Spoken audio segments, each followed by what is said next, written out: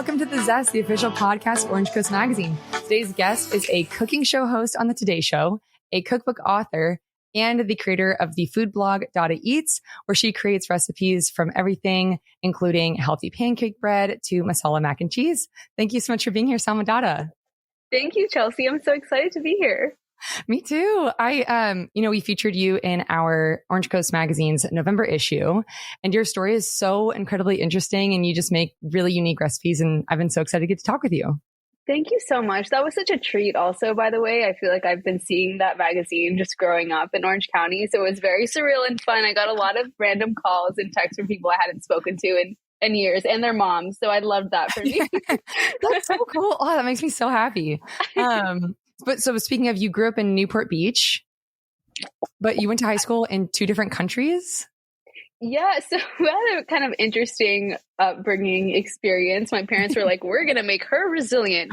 I grew up in Newport Beach in Orange County. I went to East Bluff Elementary School. I went to Harbor View. Then I went to CDM.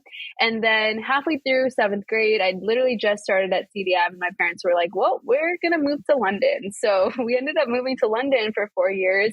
Which at first, that's such a formative time, like seventh grade. Like I was still rocking like my simultaneous braces and glasses. Like it's not a time, it's not like the best time to be that, alive. Yeah. Anyway, it was great though, because I feel like London was so transformative for my palate and my experiences as just like a young adult. I experienced so many different types of foods that I had never really encountered in Orange County, and that really informed my experience. But yeah, it was definitely a time for sure.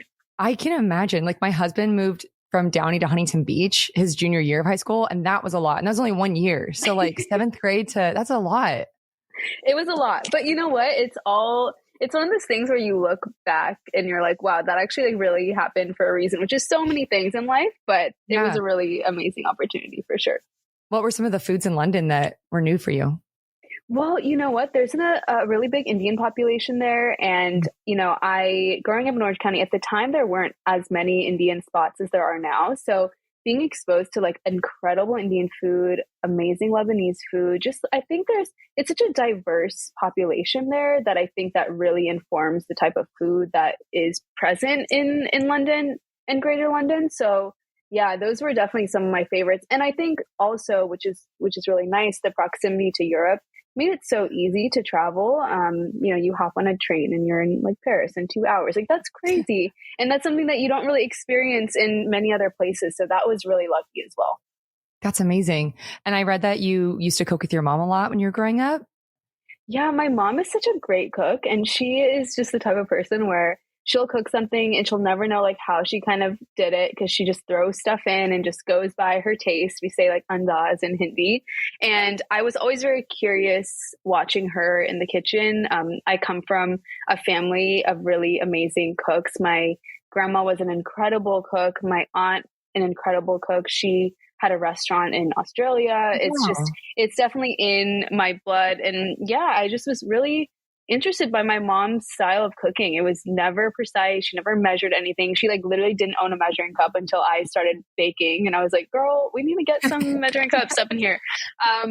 But yeah, I feel very inspired, especially now, by my heritage and the food of my heritage, because I think growing up, you always try to move away from the things that make you feel different and like just kind of an outsider. So I think it's cool that now I've sort of traversed back to a place where I'm really proud of who I am, where I come from, and food has been such an amazing medium for that. That's amazing. I can't imagine cooking without measuring cups or anything like that. I know, she's amazing. Are you able to do that now? Like without any like... Kind of, yeah, I am. Sometimes I feel like when I'm testing recipes or developing recipes, it's really like a backwards process. So I will create something and be like, oh shoot, I need to like write this down so I can replicate it. But I've got my notes tab on my phone is wild. Like if I lose that, my career is over. It really is. Oh my God, that's so funny. I need a better system. No, I mean, that sounds like a great, I'm all the same way with my notes app. I need it so bad. Oh, it's treacherous in there. Yeah. I'm like, good thing I don't remember my Apple password, but like, yeah, exactly. Went down. Yeah. But you went to UC Berkeley in 2012 and you majored in media studies with a minor in public policy. what made you want to choose the college and the major? Yeah, I did do that. You know, it's interesting because I was like that kid who I was like really excited to get to college. And also I was worried about it from like 8th grade, like a psycho child. So I'm like, cute. enjoy your life, Samah, like you'll be okay. But I finally, you know, I was really deciding between UCLA and Berkeley. I wanted to stay in California, and I don't know. I stepped onto the Berkeley campus and I was like, this vibe just feels really right. I love the proximity to San Francisco, and I wanted to stay in California, but I liked the idea of going a little bit further from home and just having a different experience. And what I learned too is that just San Francisco has an incredible food scene as well. And that was really formative for my career as well. Just, I think, you know, I had an idea that I wanted to go into television. I just didn't really know what it was going to be. I thought I was going to, you know, be an entertainment reporter or something like that. So I just majored in media studies thinking that, okay, I can kind of find my broadcast journalism niche somehow there. But it ended up working out in like, oh wait, just a completely different way, which it always does. So yeah, so cool. The way it worked out is amazing. Thank But you. so speaking of after your junior year, you went to New York and you had an internship at CNN. What was that internship? What did it encompass? Yeah. So at that point, this was my junior year of Berkeley, and I was, you know, really fascinated by television, like I said, and I wanted to work in TV.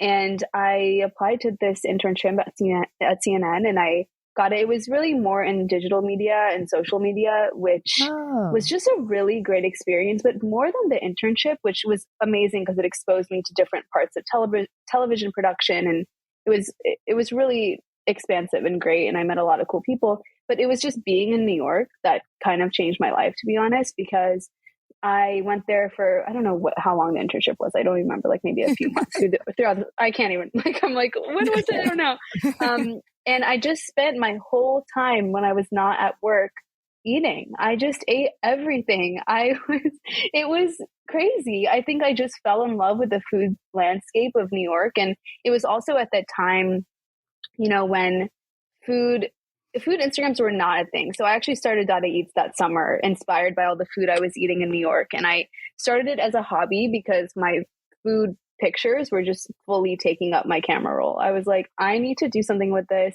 And I decided to put it on Instagram like any normal person would.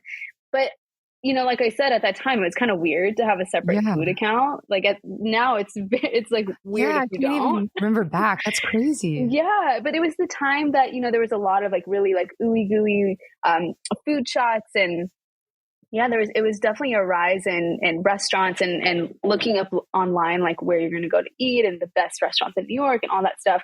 And I was really taken by it. And I knew I was going to live there one day. And I think the internship was definitely a nice way to kind of introduce me to the scene for sure. Wow. Was this the era of the Cronut? This was. Okay. Cause that was New York, right? Where it came out? Yeah.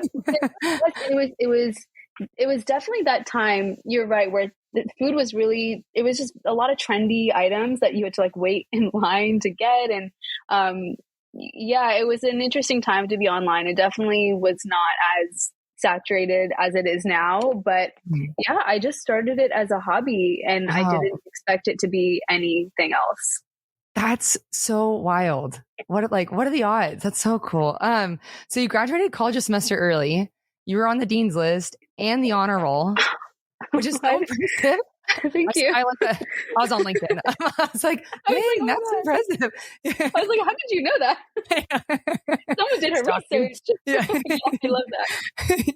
But and then afterwards you did a solo trip to Europe. And I've been to Europe a few times. I've never been by myself.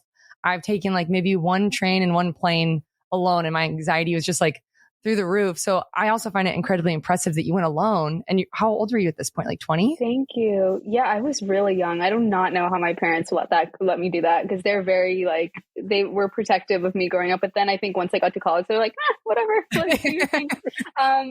Yeah, I graduated a semester early. I felt very ready to be out in the real world, says like no one ever. I was just excited to work. I didn't have a job at that point. I just felt like, you know what, it's time for me to leave. I actually didn't study abroad. I felt like, I was so lucky to have that experience living in London as a high schooler that I was like, you know what, I just want to stay and finish up school. And I didn't know that I had finished my credits, which I know sounds like such a like, oh, like good for you. Like you didn't know you could, but I really didn't know. And so I went to the, whatever the student office was, and they're like, oh, you're like kind of done. Like you can leave if you want, like you can graduate early. So I was like, okay, that's like an interesting universe sign. So I ended up graduating early. I applied to one job before I left on my trip, which was the NBC Page program, which, if listeners don't know, the ins and outs of it, it's basically a very like prestigious, it's been around for a really long time, program within NBC where you essentially work the NBC studio tour, you work audience services for Saturday Night Live, Jimmy Fallon, Seth Meyers, and you work kind of in rotations throughout the building. And I honestly didn't know if I was going to get the job or not. It was really competitive, and I was just like, we'll see what happens. Applied to it. I went to travel for a month by myself, which you should definitely travel by yourself. I know, now I'm like, maybe I should put that on my list. You really should. I think everybody should safely and like do your research and know where you're going to go. And it's also great if you know people in the places you're going. But I think it's really empowering, especially as a woman, to have that experience because I don't know. I think it was cool to just be able to do whatever I wanted to do, not like wait for anyone, not like I had really only traveled with my family too. So it wasn't like they're like a burden to travel with, but it felt really like you're exploring yourself. And it's very challenging to eat by yourself in places that you don't know. Like I love that. I actually recently just did a solo trip to Copenhagen in October as well. So I love traveling by myself. Anyway, I don't know what I was saying, but the Page program. Yes. So I applied to, thank you. This is why you're hosting. So I applied to the Page program. I traveled for a month. I found out that I actually got the job when I was in France, and I moved to New York in 10 days and I started my job as a page. I was, I think, 22 at the time. That's amazing. So you're 21. Yeah, you're right. 21. Yeah. Oh, yeah. Wow. That's so young. Yeah, I think. So you flew from France back to California and then back to New York in 10 days? Yeah. Wow. That's so much? Yeah, it was a lot. And I also had to find an apartment, and I signed a lease like sight unseen. I had no choice. And I think it was, that was probably one of the craziest things that I had done. And I also, which now is so crazy to think about because my whole community is there now, but I had no friends in New York. I didn't know anyone there. So I was also lucky because the Page program, you're with 15 other people in the cohort. So you have other peers, but it was definitely interesting. I don't know why I do this, but I really feel like I just kind of throw myself into situations where I like feeling uncomfortable and I like pushing myself. And I think everyone should do that to grow. But I started doing that young. I don't know what's wrong with me. No, that's such a great to have. Thank you. I mean, like just looking at your career, like where it led you, that's amazing. But so what was your Instagram looking like at this point in time? So at this point, that's a great question. I had a really good mix of restaurants that I was eating at and recipes that I was creating in my at college. And then also when I was traveling, I was taking photos of food that I was eating abroad. I also love that. I love traveling and eating through a city or a place. But when I moved to New York, it was the first time that I had my own kitchen, and I really could experiment with just the way that I cook. And I think it was really at Berkeley where I became very conscious of my health and the ingredients that I was putting into my body. And I remember there being a Berkeley student food collective that had all of these really what you would expect, really typical crunchy granola snacks and things. But it really exposed me to okay, I don't know. I felt like I ran up against an all or nothing mentality online at that time, which was, okay, so if I'm not healthy, or if I'm healthy, can I not have a cookie? I just felt like it was, there was this kind of, nothing felt very balanced. And I, being conscious of my health, I also love cookies because you have to have them. Like it's a non-negotiable for me. So I was like, how can I create recipes in a way where I can have my cake and eat it too, and feel good. And also I felt like I was also experiencing a lot of friends in my page class that had a lot of dietary restrictions. So like I had a couple friends who were gluten-free or dairy-free, and it was really challenging and fun to start, developing recipes in that way. But that's sort of where all of this kind of came from. A lot of the recipes that I make are very minimal ingredients, they're healthier. And not to say that I don't really like subscribe to like the healthy this, healthy that. I don't like labels per se, but I think I always like pairing my recipes and my ingredients back to the most basic, minimal possible. Because I think more people can have it. It's very inclusive for a lot of different types of people, and you feel good eating it too. Yeah, definitely. I'm lactose intolerant, so I usually just take Lactaid with me everywhere because it's so hard to find a recipe that's like dairy free. It is. Yeah. It is. Well, now you got me. So all of my recipes are dairy free. So. That's amazing. Like what substitutes do you tend to use? So for butter, so for butter, I'll use coconut oil. I really like coconut oil. Really? Or I'll use, or there's a lot of really great vegan butters on the market now that aren't like a bunch of crazy ingredients, because I really look for things I can pronounce. So if I'm not like super precious about it. Like I'm not going to freak out if there's something that like, I'm like, oh, like that's not great. But I'm really conscious of it. And I think that it's important to know like what you're eating, where your food is coming from. I think a lot of people don't know, where their food is coming from or what they're eating, or it's a lot of processed things. So that was also a thing for me too, where I was like, it's cool to be able to create recipes and dishes that are very minimal, not processed, but still taste great. Yeah. I literally just found out that oat milk has seed oils in it. I didn't know. Yeah, it does. Yeah. It's really not great. It's not as great as people, think it is. And there's a lot of amazing ones on the market, and nut milks or plant milks on the market that are very minimal, that are just like water, cashews, salt, So I think there's a lot of alternatives now, which is also great. And by the way, it wasn't really that wasn't the case when I started baking this way. I started using almond and coconut flour in like 2016. It was very weird. And, one of my most asked questions at that time was like, what is almond flour? What is coconut flour? Now you can get it at Trader Joe's. So it's really come a long way, Wow. So was it really hard to source those ingredients when you were starting out?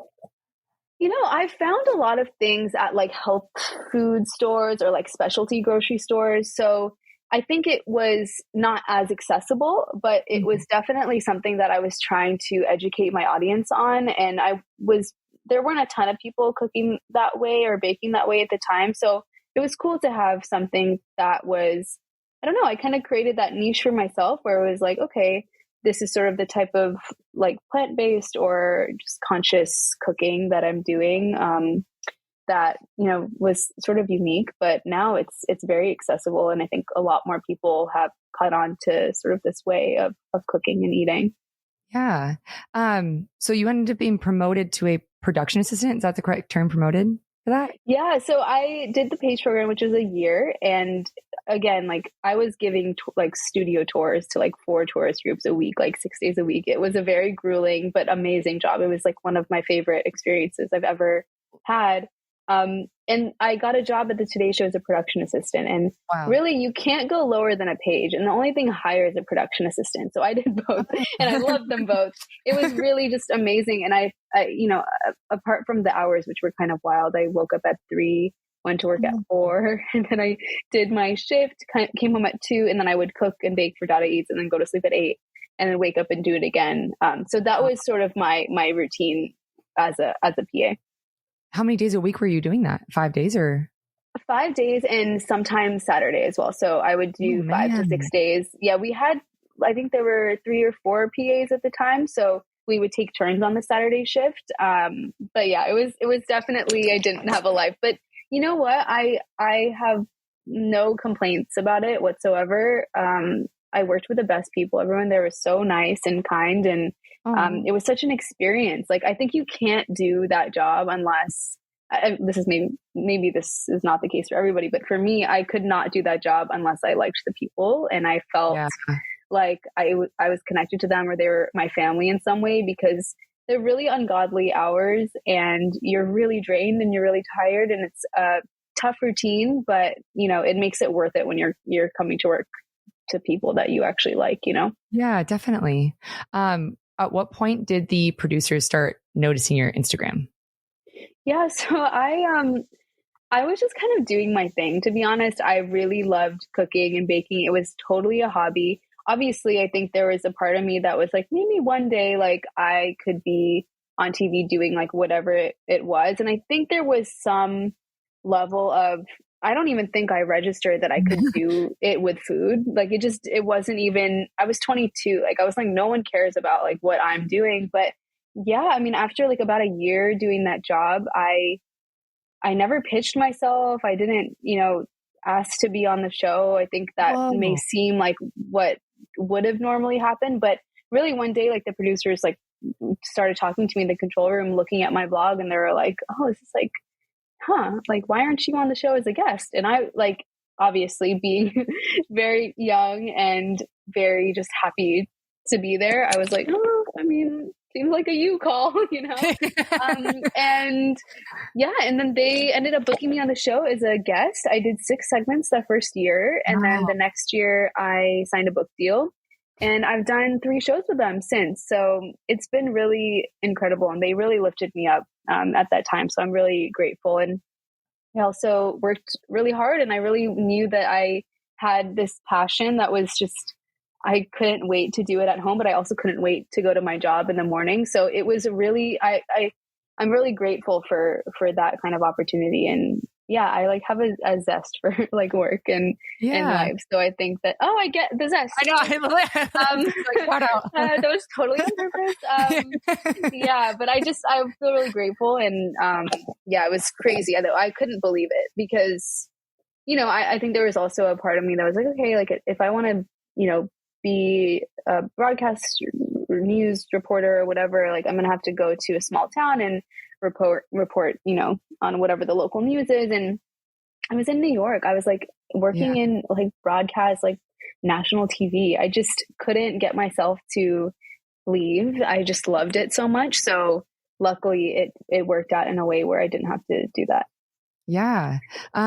What was your first segment or guest appearance?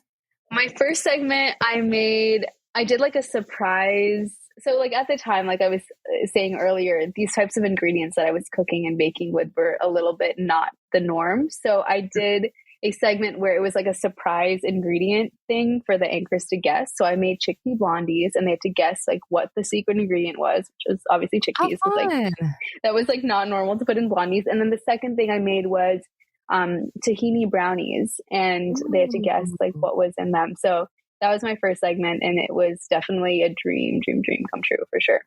Was anyone able to guess the right? I think Al Roker, I think he guessed, we'll have to go back and look through receipts, but I feel like he guessed that it was chickpeas in it, but I can't remember if people guessed brownies, because even tahini, like, I don't know if they really knew what that was. So yeah. I was there to just inform America and them. That's so cool. So how did that affect your following that first segment? Oh my God. It was actually kind of crazy, because I feel like, especially as a young person and like a young woman of color, it was so cool to be afforded that opportunity, number one. And number two, I did not have any idea like what the impact would be on like my Instagram, but like very significantly, like I think like 20,000 people probably followed me after that first segment. And I think it was cool because I had such a great relationship with the anchors off camera that it really, I think, came across on camera, because I love all of them so much, and they have always been so kind and so respectful of me and my work. And I think that's just, it was so telling of who they are as people. So I think that was like a very cool thing to be able to just be like, well, these are like people that I work with and that I love. Yeah. And that kind of energy is very, you can tell when there's like genuine feeling there. Yeah. Oh my gosh, that's so cool. I feel like that must have made it a little less like nervous to like go up with people that you actually work with. that you Yeah, knew? well, I black out. Yeah, I completely just like, I think I just couldn't remember. And I remember, and now obviously it's different because I've done so many segments. I remember like prepping so much for that first one, and I was just like, okay, like I want to like get this right, and like no. And then once you get there, you can't like control what you're gonna say, like because people are Right. talking to you. You're gonna just have to figure it out as you go, which I learned. But I was honestly more excited. I loved that. I actually, when I was in Berkeley, I created a food show where I would go interview Oh, chefs in the Mission District of San Francisco and like do this like whole little like series. So I'm not sure why I didn't connect the dots earlier, but I think I was always probably like destined to work in food media. I didn't know, but it became apparent later that this is probably what I should be doing. you did something similar like that for the Today Show, right? Or Oh yes, I did. Last year was probably the most similar concept to that. We did a show called How to Eat Plants, which is a completely plant-based travel and cooking show. It was the first one that has really ever been done, which was really cool. We traveled, around the US, and I got to interview different chefs and restaurateurs and business owners who are doing really unique things in the plant-based landscape, which I think is still has a bit of a stigma to it. But I don't think it's going to be that way going forward. I think there's so many insane innovations that are going on in that space. So we just wanted to highlight a few of them. yeah. So you have that one, and then you have hashtag cooking. Yes. And hashtag cooking was more of a straight like to camera cooking show, which was really fun too, because I got to exhibit a lot of different recipes that, are either like greatest hits or ones that I developed for the show. And yeah, that was like a really fun experience for me too. I think I love working with people and I love working on a set. And I think it's always also such a collaborative experience. Like I could not do anything without the crew and the producers. And, even though you just see me, there's so many people behind the scenes working on it. So I'm so grateful for the whole team to make, a product that we're all so proud of. Yeah. And so are both shows on Peacock? Yeah, so they stream on Peacock and they're on Today All Day, which is the Today Show streaming channel. So they're kind of like constantly playing. I honestly don't even know when they're slotting it in anymore. But yeah, it was a really great time. That's amazing. So you mentioned your book deal. Can you talk a little bit about Dada Eats Loves to Cook It? Yeah, that was like a very whirlwind year for me. I had done the segments on the Today Show and had, got introduced to an agent who thought, maybe there's a book here actually. And at that time I was 24 and I was kind of like, whoa, okay. I actually have always loved to write. It was something that I thought when I was a kid, I really wanted to be an author. Like I wanted to write like mystery novels or something like that. I don't know. Yeah. So it was really a different type of dream that I felt like I was marrying a lot of different passions of mine together. So the book is really kind of like just being in the kitchen cooking with me. I wanted to make it really personal. And I felt like if I was getting the opportunity to write a book, I really wanted to write in it. So all of the head notes are very personal. I wrote a few essays in there about different places that I had lived in my life, or places that had sort of informed my cooking, like London, like my roots in India, even California. So, it's over 100 plant-based recipes that I like to say are for everyone at your table, because I do think that when people hear things like, oh, like vegetarian or vegan or plant-based, I think it's like, oh, like that's just going to be like a plate of steamed broccoli, which, I think we've evolved a lot since I wrote the book. But at that time too, like, I think there was a lot of education to be done, for a consumer to really get behind the idea of eating a meal with no meat. And there are, eggs in the book and obviously modifications for that. But yeah, it's really just a collection of some of my favorite recipes. And I had probably 10 that were, or maybe less than 10 that I had already developed, but the rest of them I created especially for the book. So yeah, it was a labor of love for sure. I loved writing. Yeah. 100's a lot. Yeah, it was a lot. And yeah. How did you come up with all of those? Or what inspires you when you're creating a new one? I I like at the time was really having dreams about recipes, which I still kind of do. I know it's kind of insane. That's really I need cool. to relax. But yeah, I think it was really something that I'm really inspired by, actually creating comfort foods and things that I really love in like the Dada way, which is, like what are things that I've grown up eating that I really love, and how can I make it in a way that is plant-based, that's a little bit minimal, that can appeal to a lot of different people. So that was really my main driver behind the different types of recipes that I created. But yeah, I mean, it's definitely inspired by my heritage, inspired by places that I've been, things that I've eaten, even things that I just experiment with the kitchen that I feel like work, and combinations that I don't think I've seen before. I was really interested in that, but it was challenging and also very rewarding at the same time. Definitely. And what are some of your favorite recipes from the book? Oh my gosh, they're like all my children. I don't have a child, but like I'd imagine that's what it'd be like to pick. I really love my chocolate chip tahini cake. That's like a celebration cake that I make for a lot of different occasions.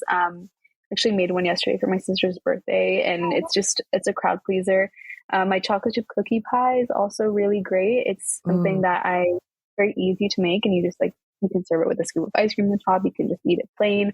And then in terms of savory, I love my avocado cream pasta. It's sort of like a pasta salad, but the sauce is really minimal. It's really just made with like olive oil, avocado, basil, garlic, very simple ingredients. And it makes this really luscious, creamy sauce that you put on pasta, and it's just delicious and always a crowd pleaser. So unless you're allergic to avocado, don't eat it. But yeah. That sounds really good. That sounds like a dairy-free person's dream. Like cream pasta again? That'd be amazing. So I wanted to talk a bit about your volunteer work, because you work with multiple different charities. There's God's Love, We Deliver Kitchen, the T-shirt charity, and Edible Schoolyard. How did you get involved with these? Yeah, so I'll start with God's Love We Deliver because I've been involved with them for the longest, and I just love them so much. I had volunteered there. They're an amazing organization in New York that they basically cook and deliver medically tailored meals for people in New York who are too sick to cook for or shop for themselves. Wow. And they're just really nice, amazing people. And I had done a couple volunteer shifts there, and I just wanted to get involved. So luckily, they were kind enough to admit me to their culinary council. So I've done events with them in the past, like volunteer events. I recently, in the fall, created a recipe for their clients, a dessert recipe. So we made an apple cardamom tea cake that was delivered to clients ahead of Thanksgiving, so they can enjoy something like a little bit different. And it's all very specifically tailored. We have supervision by the nutrition department. So everything can be, healthy and tailored to the clients, which is really great. Yeah, it's such an amazing organization. And if anyone is in New York listening to this, definitely volunteer there. That's incredible. And did you start the T-shirt charity? Yes. So Buy This T-shirt actually was an organization I started with a couple of my friends at the start of COVID. So, at the time, especially living in New York, I felt like we were experiencing and seeing a lot of just restaurants needing so much help with the fact that they were closed, takeout operations only. There was just a lot of limitations for the hospitality industry. So we started an organization where we created merch and also partnered with a lot of different brands to sell and raise money for restaurant workers, just as a relief organization. And yeah, that was really... Honestly, that really saved me living in New York during COVID at the start, because it was very dead and very quiet. So it was nice to be involved with something that felt like we were doing something good for the community. Yeah. God, that's so cool. So you've had such an incredible career. In addition to everything we've talked about, you've also been on the Drew Barrymore show, I watched it was really good. Oh, thank you. And then you were on the Forbes 30 under 30 list, which is congratulations. You're on there with Kendall Jenner, which I think is really cool. Thank you, Chelsea. Of course. So, what are you hoping to accomplish next? Oh my gosh. I feel so lucky to have created a community and have had so much help and support along the way. And I think it's the first time in my life where I just haven't really had something specific lined up. And I have some ideas of things that I want to do in the future. And I think it'll definitely involve more television and more collaboration with people that I love and really admire. So, definitely more date content, because I love creating dates, not like romantic dates, the ones that you eat.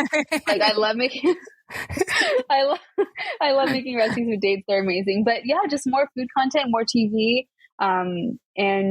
Hopefully just more involvement in the community. I actually did a couple of restaurant pop-ups in the fall where I got my community together in New York for a 2-night only dinner. So we served over 300 people, which was amazing. And I think the in real life stuff is what I would like to also do a lot more of. I think we all just really want connection and community, and we've had so much time to be like isolated away from each other. So that's definitely a goal for mine in the future. Amazing. Well, I'm excited to see what you do next. Thank you.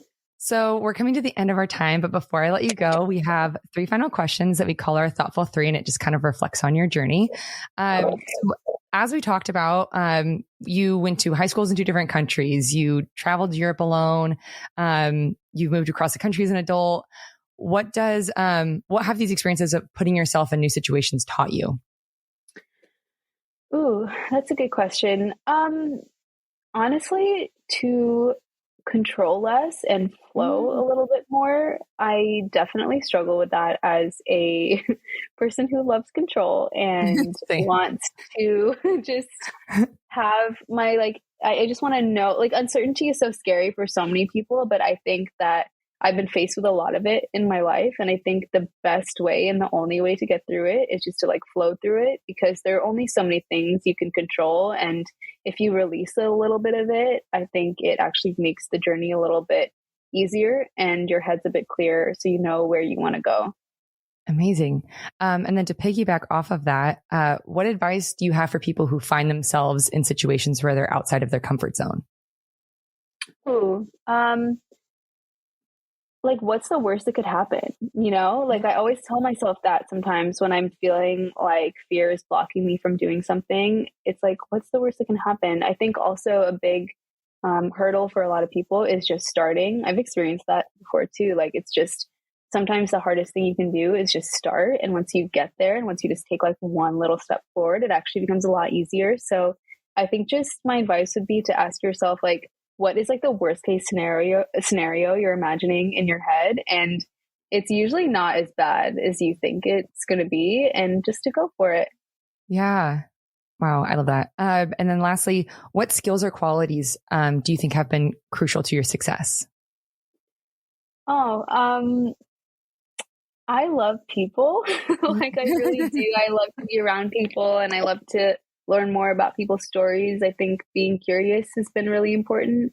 And then also, I never, obviously, I think it's healthy to say no to things that you feel like you don't have the bandwidth for, and to prioritize your self-care and your mental health. I'm not saying say yes to everything, because I don't always believe that, but I definitely think I've been really open to a lot of things and have said yes to experiences. And I never feel like I am above anything. I think I will do literally anything. I love any experience. I recently just decided that I wanted to go stage in a restaurant, just because I felt like I wanted a more restaurant experience. So I literally will just go. I told the chef, I was I will polish forks in the corner. You just tell me what to do.